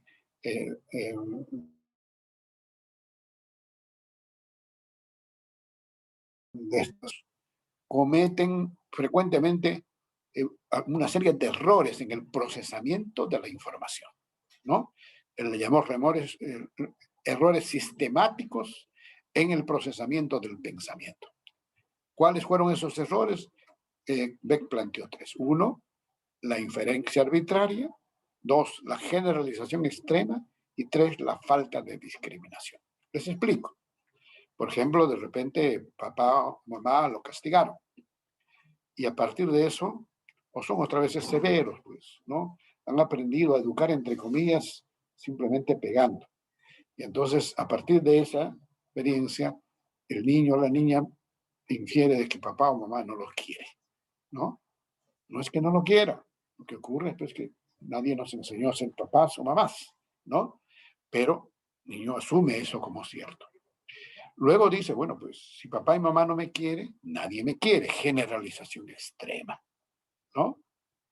Y otro de los errores que comete el paciente con depresión es lo que se llama la falta de discriminación. Es decir, siempre está atento a las cosas negativas, ¿no? Si uno le pregunta, le dice, bueno, ¿cómo le fue hoy durante la semana? Doctor, muy mal, ¿no? Tal y cual cosa. Tiene casi como un radar para las cosas negativas. Con toda seguridad también han habido cosas positivas, ¿no? Pero para el paciente eso no existe. Casi descalifica las experiencias positivas. Entonces, estos errores en el procesamiento de la información le llevan pues a una distorsión de sus experiencias, a recuerdos selectivos negativos, solo recuerdan las cosas. Cuando les cuentan la historia de su vida, en realidad no le está contando la historia de su vida, le está contando la historia de sus desgracias, porque con toda seguridad en su vida también han habido cosas positivas, ¿no? Incluso muchas veces llega a descalificar las experiencias positivas. Oye, pero tu papá, tu mamá o tus amigos te están apoyando. No debe ser pues de lástima, ¿no? Entonces hay una descalificación incluso de las experiencias negativas. Entonces, esto llevó a lo que Beck planteó como la tríada cognitiva de la depresión, o sea, ciertos pensamientos irracionales que uno las acepta como ciertas y por lo tanto esto afecta la conducta. ¿Cuáles son esa tríada? Primero, expectativas negativas del ambiente, ¿no? Entonces, nadie me quiere, ¿no? Eh, eh, eh, la gente me detesta, ¿no? Me odian, ¿no? Soy repulsivo. Segundo, una visión negativa de sí mismo, no sirvo para nada, soy inútil, no soy inteligente, soy feo o soy fea, ¿no? Soy desagradable. Y 3, expectativas negativas del futuro. Las palabras, no vale la pena, así es el destino, ¿no? Siempre me va a ir mal, ¿no? Entonces, una persona que tiene este tipo de pensamientos, ¿cómo se va a sentir? Se va a sentir mal, pues. Y si es que nosotros no cambiamos esto, evidentemente la depresión no se va a superar. Y esto sí puede cambiarse. ¿Por qué? Por psicoterapia. Estas ideas han sido generalmente enraizadas desde muy temprano, ¿no? Yo muchas veces veo pacientes pues, que los papás le dicen, eres un inútil, una bestia, no sirves para nada, etc. Entonces, comienza a interiorizar este tipo de cosas y comienza pues a tener una evaluación negativa de sí mismo, y quien se sienta así, evidentemente, ¿cómo se va a sentir? Mal, se va a sentir deprimido. Entonces, es un factor pues importante a tener en cuenta. Y con esto terminamos, ¿no? Factores sociales. En realidad, más que factores etiológicos, estos son consecuencias. Hablamos de apoyo social, ajuste social y eventos vitales. ¿A qué nos referimos cuando hablamos de apoyo social? ¿No? Nos referimos al hecho de que, pues, en la medida en las que haya soporte, por ejemplo, de la familia, haya soporte de la pareja o del vecindario, etcétera, en general, el paciente puede lograr un mejor curso de su enfermedad. En quienes, por ejemplo, es muy difícil el curso de la depresión.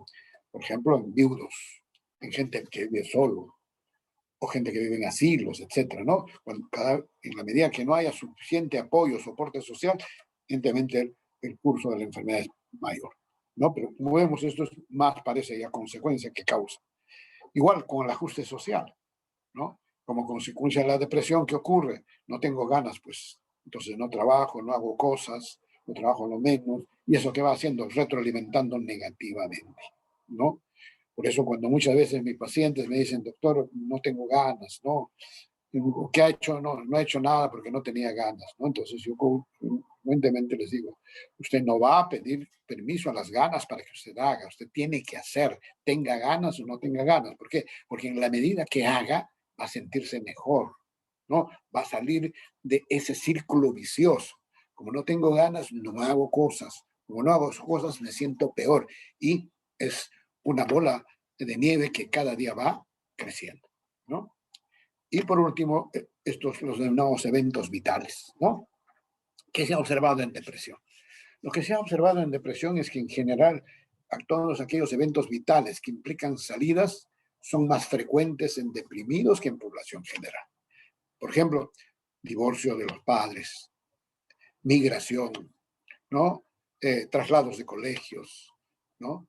Muerte de un ser querido, ¿no? Entonces, es mucho más frecuente este tipo de factores en pacientes deprimidos que en la población general. Muy bien. Yo creo que podríamos llegar hasta acá hoy día.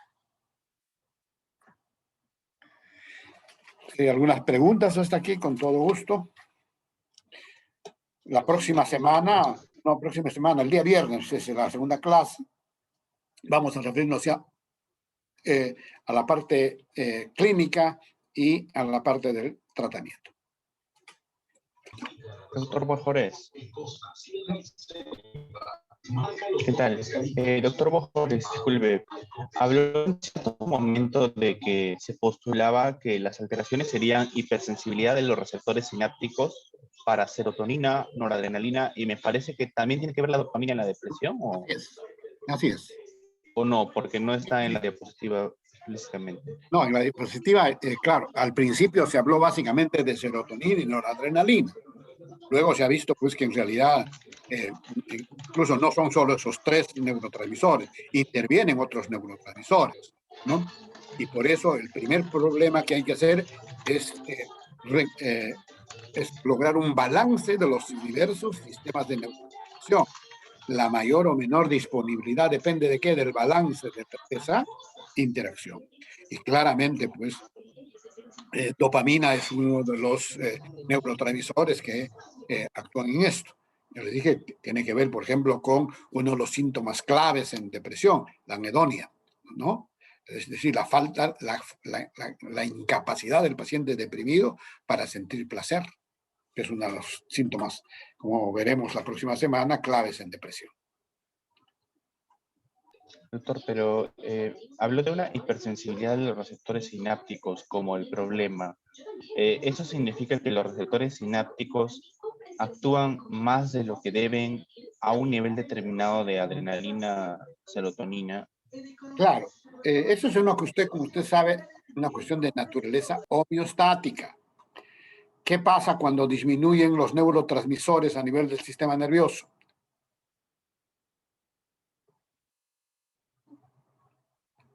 ¿Qué pasa cuando la oferta se reduce? ¿Qué pasa cuando ahora hay poco oxígeno, por ejemplo? La demanda se incrementa, ¿no? Entonces, eso ocurre igual a nivel del organismo, ¿no? ¿Cómo se traduce esa mayor demanda, esa desesperación por el neurotransmisor? En hiperactividad del eje, del receptor. El receptor está hambriento por estas moléculas. ¿Por qué? Porque no hay poquísimo.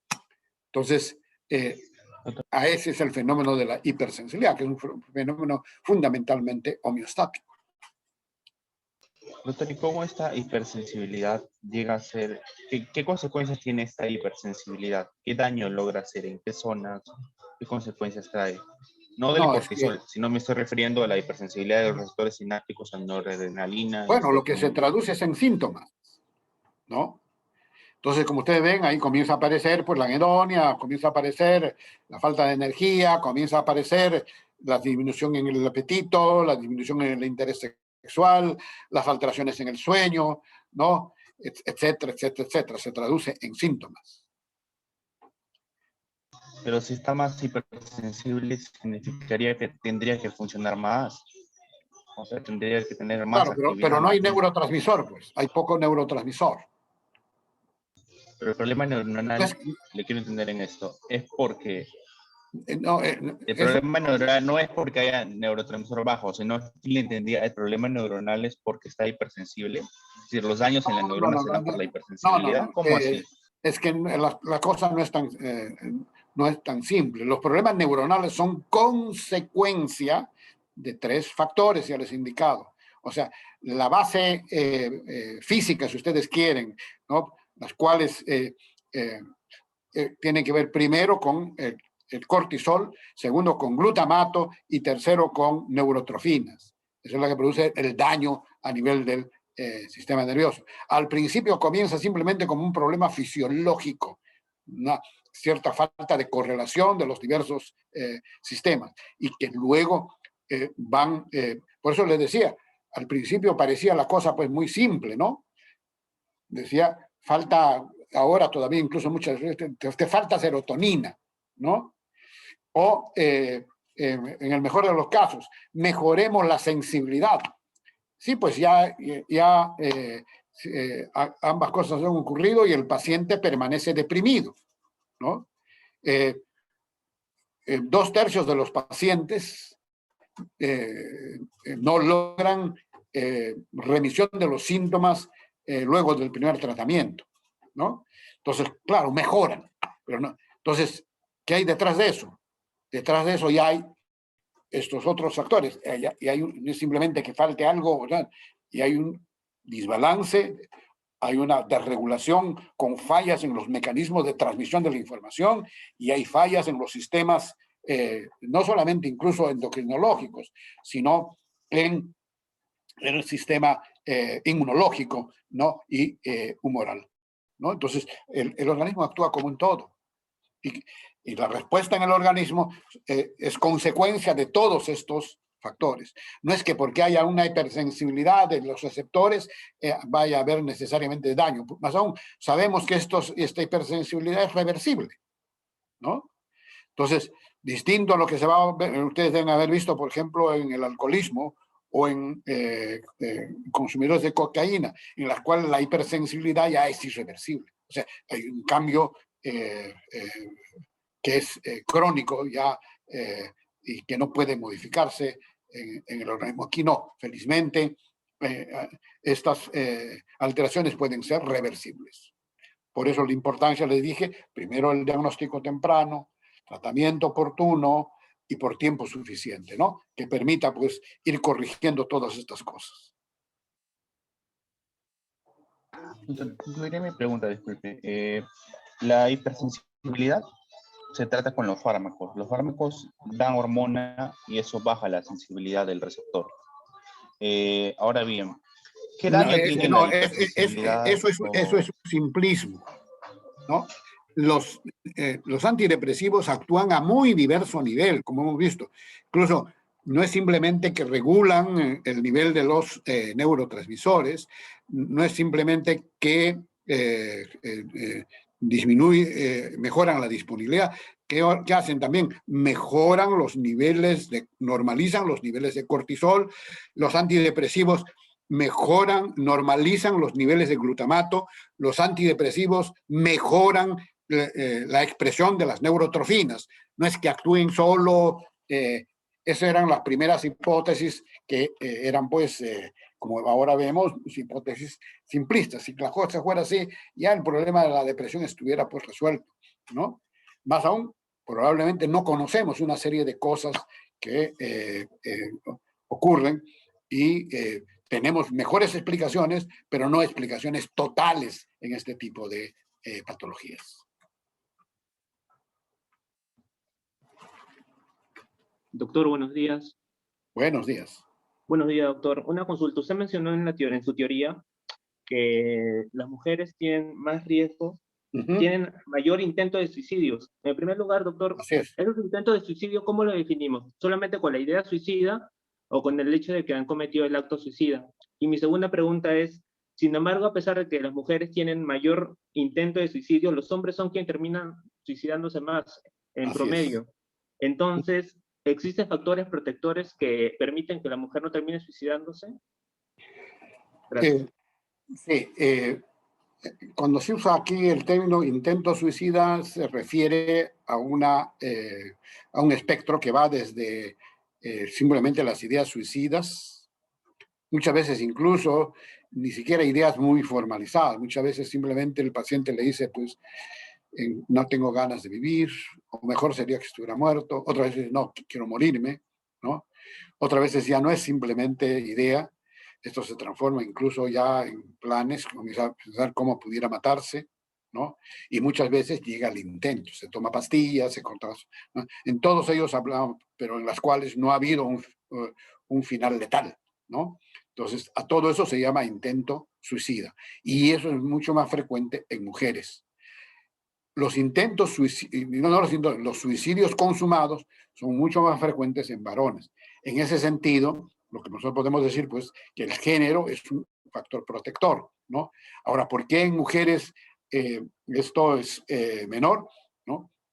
Probablemente ahí influyen otros factores. Por ejemplo, generalmente el control primario en mujeres es mayor, o sea, hay una mayor, en nuestra sociedad hay una mayor protección a la mujer, ¿no?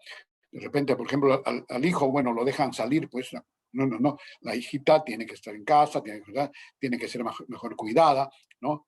Probablemente algunos factores hormonales también influyen en ello, ¿no? Pero ya el simplemente hecho de ser mujer ya es un factor protector para el suicidio si comparamos con varones, ¿no? Doctor, buen día.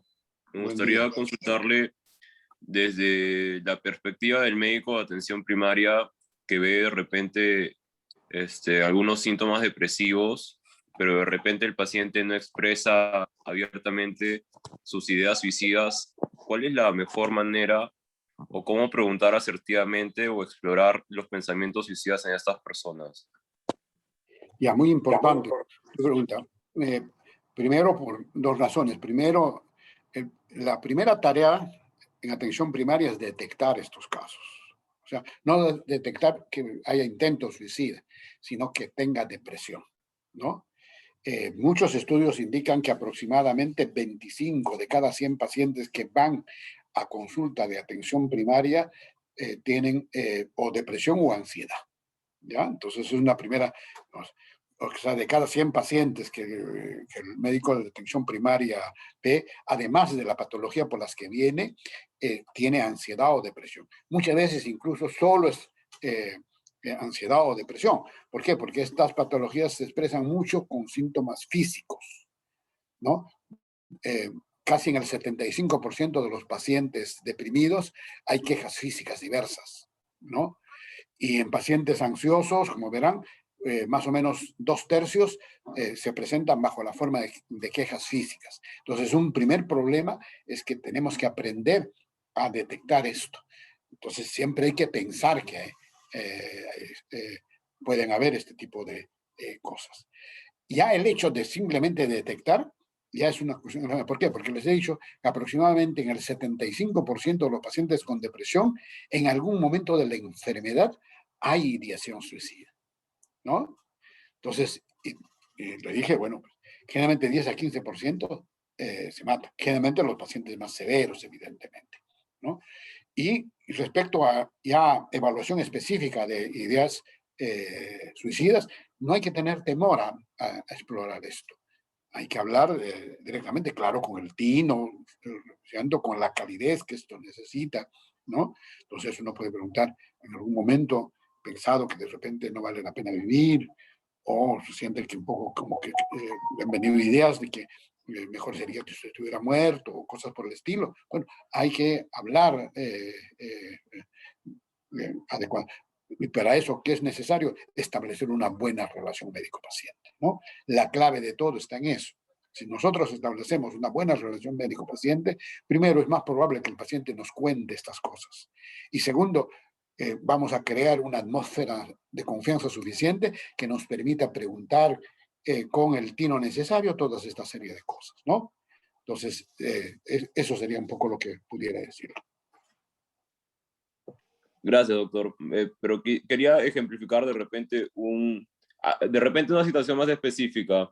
Estamos en una consulta con un paciente que vemos por primera vez, es decir, la relación médico-paciente quizás es muy pobre, ¿no?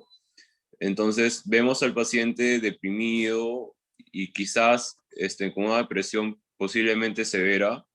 Entonces, una de las cosas que deberíamos hacer es preguntar por estas ideas suicidas, ¿no? Porque si es que tiene ideas suicidas, de repente sería bueno referirlo al hospital psiquiátrico para que lo internen, porque las ideas suicidas son, me parece, criterio de internamiento, ¿no?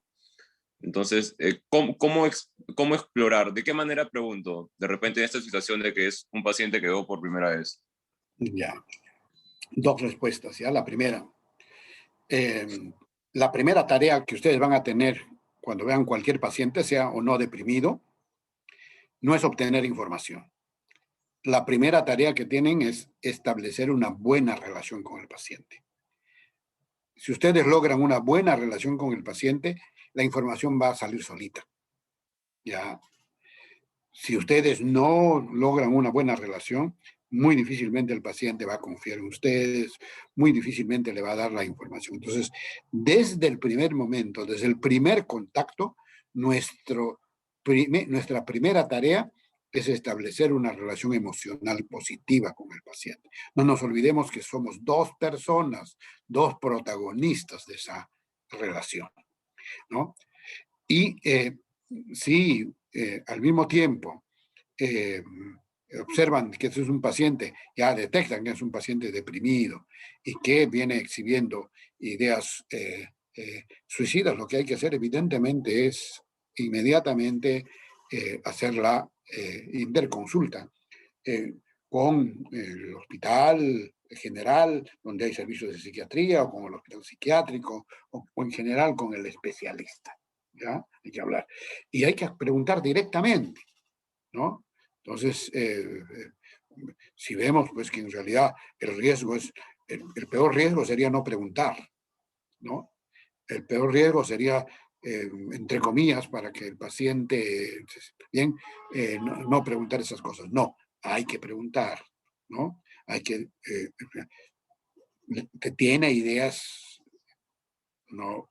De que mejor que estaría muerto, o en algún momento ha tenido impulsos por atentar contra usted. Es decir, hay múltiples formas pero hay que abordar esas cosas.